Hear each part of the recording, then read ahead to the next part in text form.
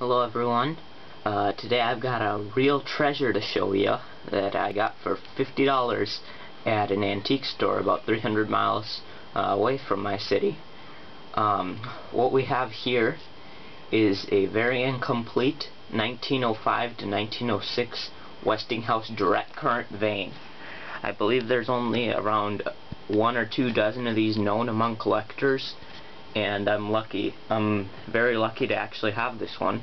I took a road trip down to Bismarck, North Dakota, and got this fan actually for $50. This fan, as you can see, is missing a lot. I won't be running it. It's going to be completely restored.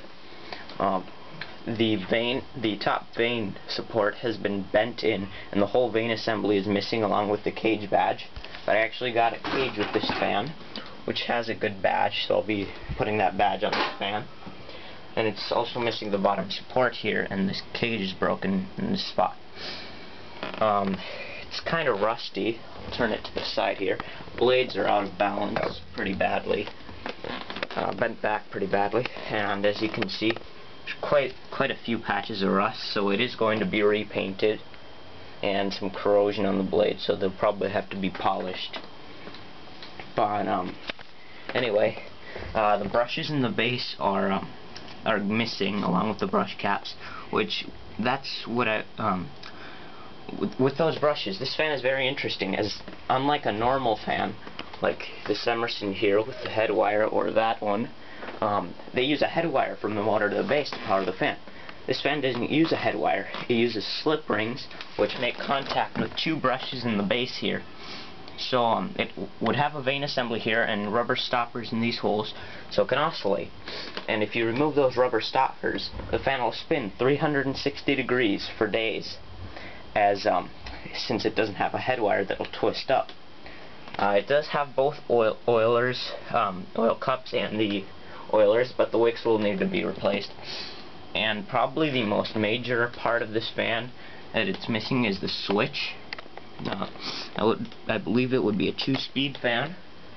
The brushes are all there, and the commutator's there, which I'll open up this brass cover here to expose the commutator to you, so I can prove to you that it's a DC vane, not an alternating current. There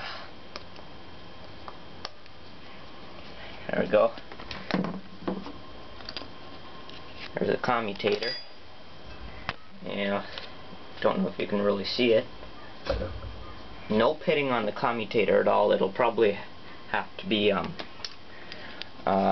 machined on a lathe or just cleaned up.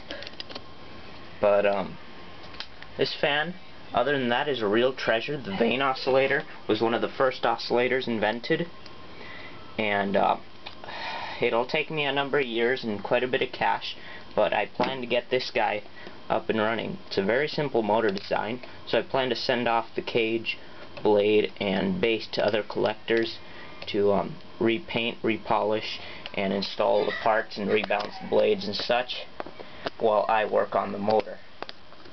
Get the screw in.